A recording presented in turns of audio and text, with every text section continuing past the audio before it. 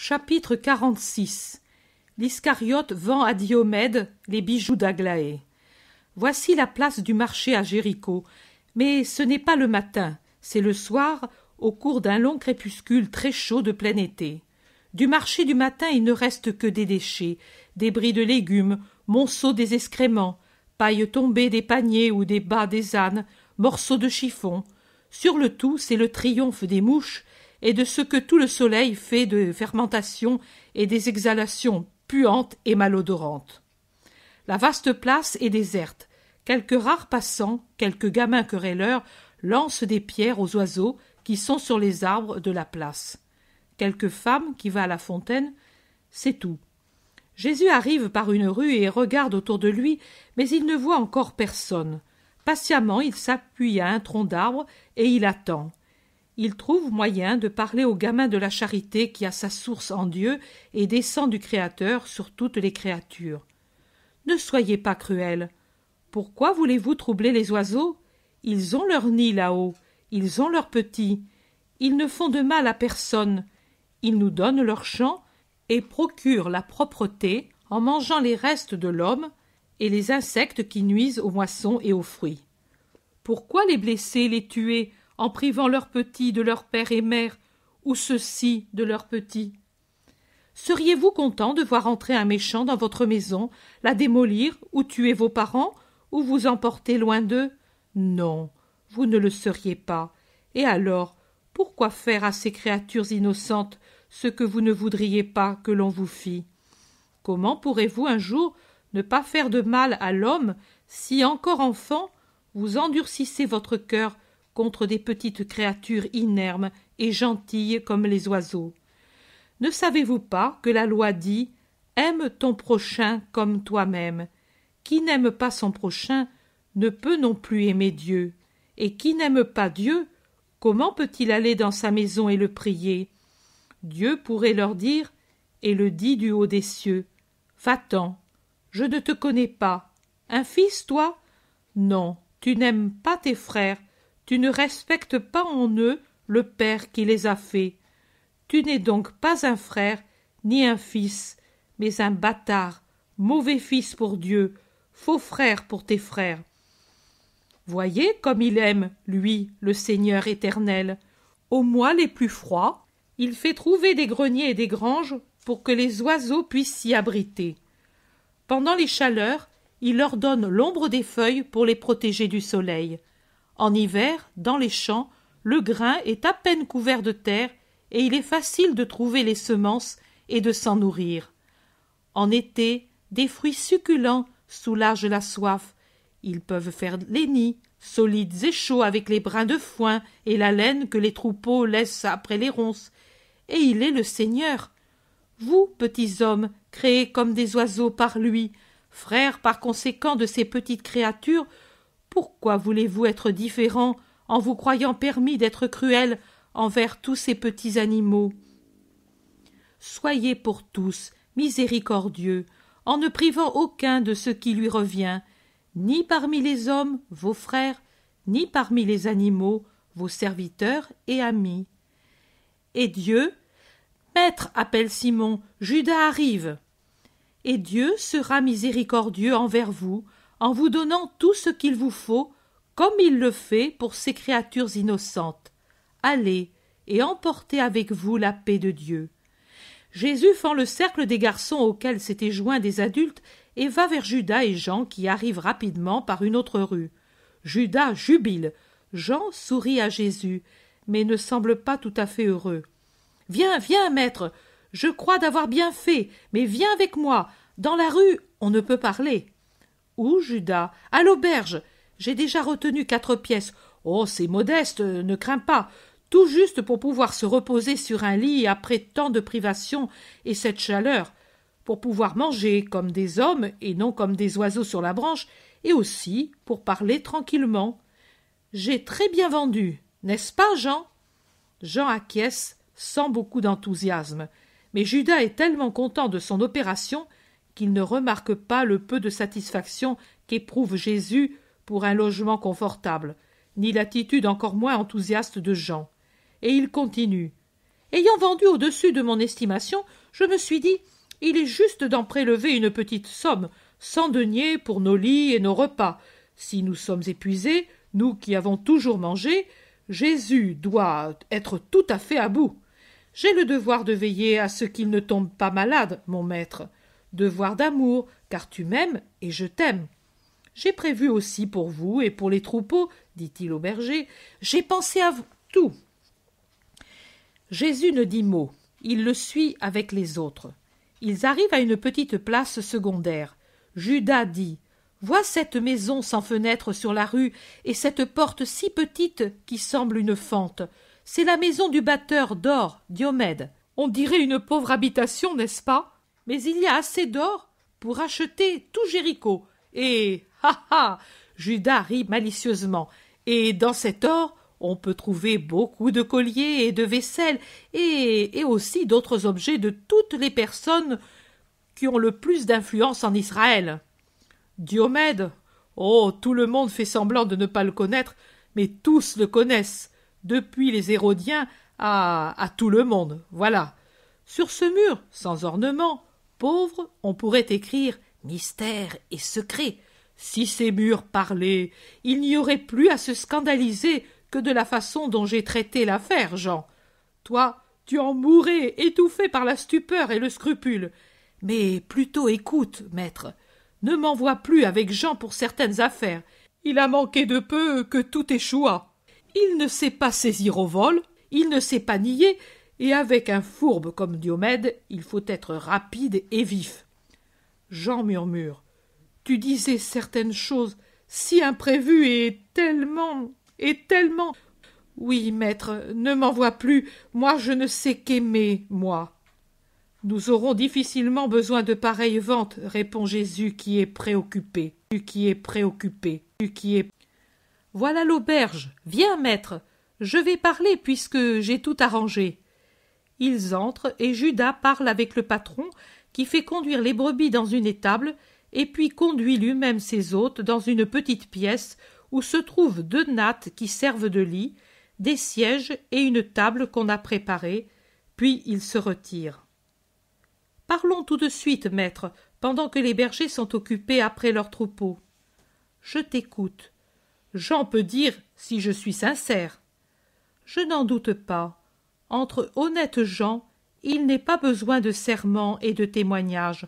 Parle. Nous sommes arrivés à Jéricho à la 6e heure. Nous étions en sueur comme des bêtes de somme. Je n'ai pas voulu donner à Diomède l'impression d'une affaire pressée. Et je suis d'abord venu ici. Je me suis rafraîchi, j'ai pris un vêtement propre et j'ai voulu qu'il fasse de même. Oh, il ne voulait rien savoir de se faire parfumer et arranger les cheveux. Mais j'avais fait mon plan le long de la route. À l'approche du soir, j'ai dit « Allons-y ». Alors nous étions reposés et frais comme 2 richards en voyage d'agrément. Quand nous étions près d'arriver chez Diomède, j'ai dit à Jean « Toi, aide-moi, ne me démens pas et sois vif pour comprendre. » Mais il eût mieux valu le laisser dehors. Il ne m'a pas du tout aidé. Et même, heureusement que je suis vif pour 2, et j'ai fait face à tout. Le gabeleur sortait de la maison. « Bien, me suis-je dit, s'il lui sort, nous trouverons de l'argent et ce que je veux pour faire le marché. » Car le gabeleur, usurier et voleur comme tous ses semblables, a toujours des colliers arrachés par menace et usure à quelques pauvres que lui taxe illicitement pour avoir beaucoup à dépenser en orgies et femmes. Et il est très ami de Diomède qui achète et vend or et chair. Nous sommes entrés après que je me fus fait connaître.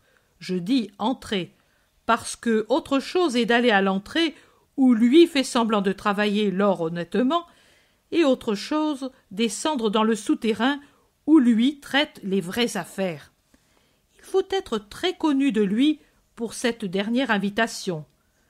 Quand il m'a vu, il m'a dit « Tu veux encore vendre de l'or ? Le moment est peu favorable, j'ai peu d'argent. » Sa chanson habituelle. Je lui ai répondu « Je ne viens pas pour vendre, mais pour acheter. As-tu des bijoux pour une femme, mais beaux, riche, de grande valeur, lourd en or pur. Diomède est resté stupéfait et il m'a demandé « Tu veux une femme ?» « Ne t'occupe pas de cela, lui ai-je répondu. Ce n'est pas pour moi, c'est pour cet ami qui est marié et veut acheter des bijoux d'or pour son aimé. » Et ici, Jean a commencé à faire le bambin. Diomède, qui le regardait, l'a vu rougir comme la pourpre et a dit, en vieux dégoûtant qu'il est, « Eh, le garçon, rien qu'à entendre nommer son épouse, en devient tout fiévreux. »« Elle est très belle, ta femme ?» a-t-il demandé. J'ai donné un coup de pied à Jean pour le réveiller et lui faire comprendre de ne pas faire l'imbécile. Mais il a répondu à un oui si étouffé que Diomède est entré en défiance. Alors, moi j'ai parlé. Qu'elle soit belle ou non, cela ne doit pas t'intéresser, vieux. Elle ne sera jamais du nombre des femmes pour lesquelles tu iras en enfer. C'est une jeune fille honnête et bientôt une honnête épouse. Pas besoin de ton or. C'est moi qui m'occupe du futur mariage et je suis chargé d'aider le jeune homme. Moi, juif et citadin. Lui est galiléen, n'est-ce pas? Toujours ses cheveux qui vous trahissent. Il est riche? Très. Alors nous sommes allés en bas, et Diomède a ouvert ses caisses et ses coffres forts.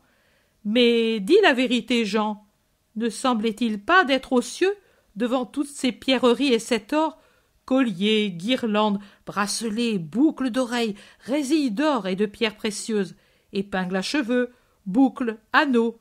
Ah, quelle splendeur!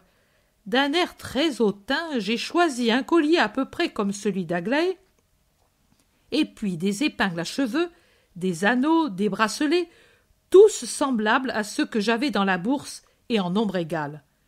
Diomède était stupéfait et demandait « Encore? Mais qui est-il? Et qui est son épouse, une princesse ?» Quand j'ai eu tout ce que je voulais, j'ai dit « Le prix? Oh, quelle litanie de lamentations sur la dureté des temps, sur les impôts, sur les risques, sur les voleurs. Oh, quelle autre litanie pour m'assurer de son honnêteté. Enfin, voici la réponse. Réellement, puisque c'est toi, je te dirai la vérité, sans exagération. Mais je ne puis en rabattre une seule drachme. Je demande 12 talents d'argent. Voleur, ai-je dit. J'ai ajouté, partons, Jean. À Jérusalem, nous trouverons quelqu'un de moins voleur que lui. Et j'ai fait semblant de sortir. Mais il m'a couru par derrière. Mon grand ami, mon ami chéri, viens, comprends ton pauvre serviteur. À moins, je ne puis pas. Je ne puis vraiment pas. Regarde, je fais réellement un effort et je me ruine. Je le fais parce que tu m'as toujours donné ton amitié et que tu m'as fait faire des affaires. 11 talents, voilà. C'est ce que je donnerais si je devais acheter cet or à quelqu'un qui meurt de faim. Pas un denier de moins. Ce serait saigner à blanc mes vieilles veines. N'est-ce pas qu'il disait cela? Cela faisait rire et donnait la nausée. Quand je l'ai vu bien arrêté sur le prix, j'ai fait le coup. Vieux dégoûtant, apprends que je veux non pas acheter, mais vendre. Voici ce que je veux vendre. Regarde, c'est beau comme tes bijoux. Or de Rome et nouvelle forme. Tu ne manqueras pas d'acheteurs. C'est à toi pour 11 talents. C'est toi qui as fixé le prix. Tu en as fait l'estimation et tu paies. Oh, alors, c'est une trahison. Tu as trahi l'estime que j'avais pour toi. Tu me ruines. Je ne puis donner autant, criait-il. C'est toi qui as fait l'estimation. Paie. Je ne puis pas. Prends garde que je le porte à d'autres. Non, ami. Et il allongeait les mains vers le tas de bijoux d'Aglaé. Et alors, paie.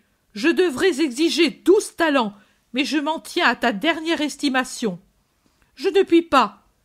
Usurier, prends garde, j'ai là un témoin, et je peux te dénoncer comme voleur. Et je lui ai attribué d'autres vertus que je ne répète pas devant ce garçon. À la fin, comme j'étais pressé de vendre et de faire vite, je lui ai promis un petit quelque chose entre nous deux. Je ne tiendrai pas cette promesse. Quelle valeur a-t-elle faite à un voleur? J'ai conclu l'affaire pour 10 talents et demi. Nous sommes partis au milieu des doléances et des offres d'amitié et de femme. Et Jean, pour un peu aller pleurer. Mais que t'importe qu'ils te prennent pour un vicieux? Il suffit que tu ne le sois pas. Ne sais-tu pas que le monde, c'est ça, et qu'il te regarde comme un avorton? Un jeune homme qui ne sait pas le goût de la femme? Qui veux-tu qui te croie? Ou s'il te croit? Oh, en ce qui me concerne, je ne voudrais pas qu'on pense de moi ce que peuvent penser de toi ceux qui s'imaginent que tu n'as pas d'inclination de ce côté. Voilà, maître, compte, toi-même. J'avais un tas de monnaie, mais je suis passé chez le gabeleur et lui ai dit « Reprends-moi toute cette mitraille et donne-moi les talents que tu as reçus d'Isaac. » Parce que j'avais eu cette dernière nouvelle en traitant mon affaire.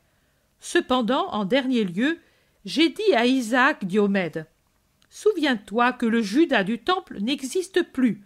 Maintenant, je suis disciple d'un saint. Fais donc semblant de ne m'avoir jamais connu si tu tiens à ta peau. » Et pour un peu, je lui tordais le cou à l'instant parce qu'il m'a mal répondu. « Que t'a-t-il dit ?» demande Simon avec indifférence. « Il m'a dit « Toi, le disciple d'un saint ?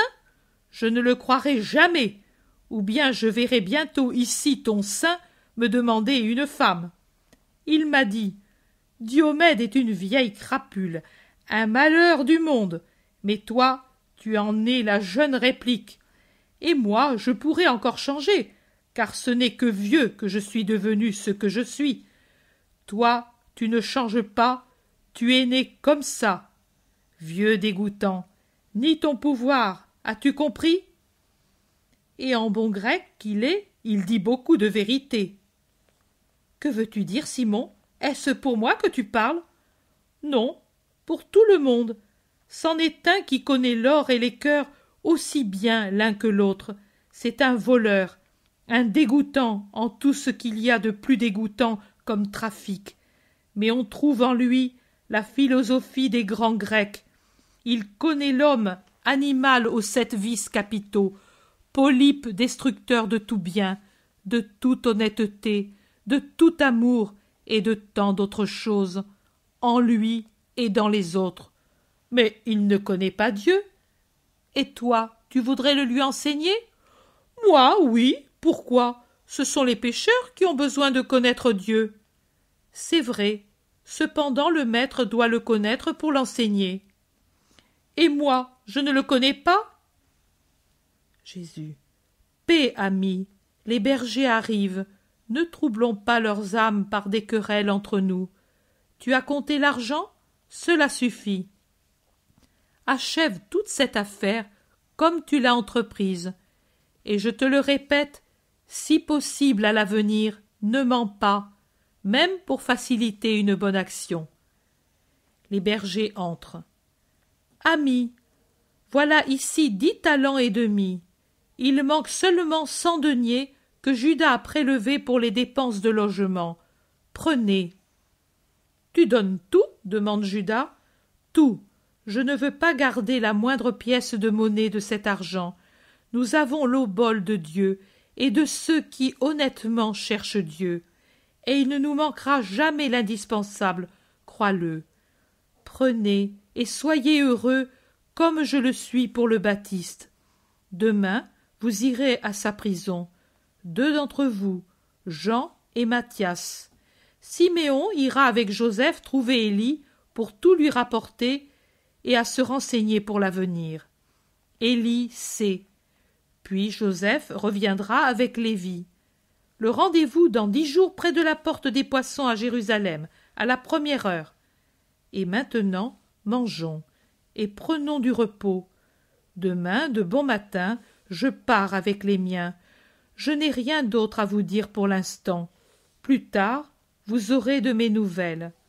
La scène disparaît au moment où Jésus fait la fraction du pain.